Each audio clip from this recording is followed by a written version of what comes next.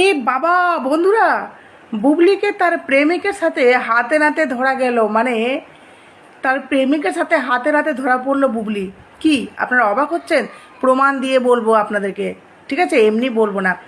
কারণ দেখুন, কিছু মানুষের ক্ষেত্রে না এটা একদম বাস্তব সত্য একটা বাণী, বা বলতে পারেন যে একটা কথা বা একটা প্রবাদ বাক্য, যে নিজের বেলা আটি সাটি, পরের বেলা চিমটি কাটি। নিজের বেলায় কোনো কথা শোনা গেলে সেটাকে নিয়ে কিভাবে ক্লারিফিকেশন দিবে, বিশেষ করুন মনে হবে সাত যুগের সত্যবতী, সাত যুগের এরা সমস্ত সত্যবান, ঠিক আছে? তো পরের বেলায় এই কথাটা তারা মনে হয় ভুলে যায়। কেন বলছি? কারণ দেখুন, অপু বিশ্বাসের এক কর্মচারী, উনি একটি ফটো পোস্ট করেছেন। দেখুন, এই ফটোটি পোস্ট করেছেন, ঠিক আছে? যেটাতে দিয়েছে যে বুবলিকে চুম্বন অবস্থায় তার প্রেমিক, মানে সরি তার দালাল দেখা যাচ্ছে, যেখানে গৌতম সাহা বেশ হাসি রিয়াকশান দিয়েছেন। দেখুন, এই ফটোটি পোস্ট করেছে, যদিও আমি এটার বিরোধিতা, কারণ এই ধরনের কারো পার্সোনাল বিষয়কে নিয়ে হ্যারাস করা আমার ভালো লাগে না। তারপরেও বলবো এটার পিছনে যুক্তি রয়েছে। কেন যুক্তি রয়েছে?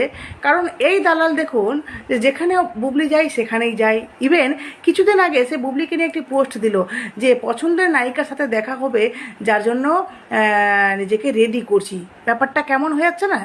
মানে নিজেকে এক্সট্রিম লেভেলে পার করলে নিজের লিমিট ঠিক আছে, তাই না? আর অন্য কেউ যদি কিছু বলে তাহলে খুব গায়ে লাগে, তাই না? তো সে এই ধরনের ক্যাপশন দিয়ে ভিডিও পোস্ট করেছিল, যেখানে সে বোঝাতে চেয়েছিল যে বুবলি আমার জীবনে স্পেশাল কিছু। মানে এর আগে যখন বুবলির সাথে দেখা করতো তখন আরেক রকম, আর বুবলি যে নতুন এবার নিশ্চয়ই ইন্ডাস্ট্রিতে ফিরবে, কারণ উপায় নেই।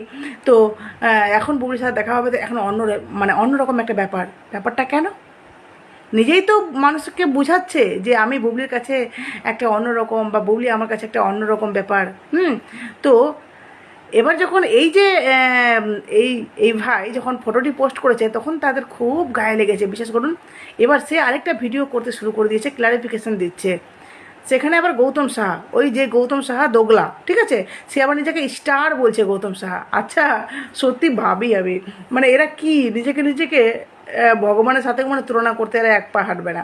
তো সেই গৌতম সাহাকে নিয়ে বলছে, দেখছেন দাদা কি আমাদেরকে নিয়ে পোস্ট করছে। গৌতম সাহা তাকে বোঝাচ্ছে স্টারকে নিয়ে সবাই আলোচনা করে, তাহলে মানতে হবে তো দাদা যে অপু বিশ্বাসের দম আছে ভাই। অপু বিশ্বাস আপনাকে পাত্তা দেয় না, তারপরেও আপনি তাকে মিথ্যা, কখনো সত্য, কখনো তার নামে বদনাম, কখনো তার নামে প্রশংসা করে আপনাকে ভাত খেতে হচ্ছে, তাই না? মানতে হবে অপু বিশ্বাসের কি দম আছে, তাই না? যাই হোক, তো সেই গৌতম সাহা ওই মহাদালালকে বোঝাচ্ছে যে এদেরকে পাত্তা দিস না, পাত্তা দিতে বারণ করছে, ঠিক আছে? অথচ সেই গৌতম সাহা এই মানে বুবলির ব্যাপারে, প্রেগনেন্সির ব্যাপারে জানতো, তারপরে মিডিয়ার সামনে এসে মিথ্যা কথা বলেছে। এদের কত রকমের রূপ আপনারা জানেন? এরা সত্যি কথা লোকের সামনে বলতে পারে না, কারণ বুকে দম নেই। তো সত্যি কথা বলতে গেলে বুকে পাটা লাগে। যেটা অপু বিশ্বাসের আছে, সবসময় সব জায়গায় স্পষ্টবাদীর কথা বলে। যাকে পছন্দ করে না সর্বসম্মুখে জাহির করে দেয়, ওকে আমি পছন্দ করি না। ওই ঘুরিয়ে ফিরিয়ে কথা বলতে অপু বিশ্বাস পছন্দ করে না। আমরা ঠিক অপু বিশ্বাসের ভক্তরা এতটাই স্পষ্টবাদী। তো বলি কি, যে নিজের বেলায় যখন ঘটনাটা ঘটেছে তো কত গায়ে লাগছে। আর এমনি ফটো অপু বিশ্বাসকে নিয়ে কত বুবলির দালালরা, বুবলির সমস্ত চামচারা বিকৃতি করে করে ছাড়ে, তখন অপু বিশ্বাস কিন্তু কোনো ক্লারিফিকেশন দেয় না। কারণ অপু বিশ্বাস জানে যে আমাকে নিয়ে যত আলোচনা করবে, চর্চা করবে, তাদের কিছু খাওয়ার জুটবে, আর সাথে আমার চর্চা কন্টিনিউয়াসলি থাকবে, কারণ তাকে ষড়যন্ত্র করতে হয় না, তাকে নিয়ে চর্চা অল টাইম থাকে। যাই হোক, আপনাদের মূল্যবান মতামত কমেন্ট বক্সে দেবেন।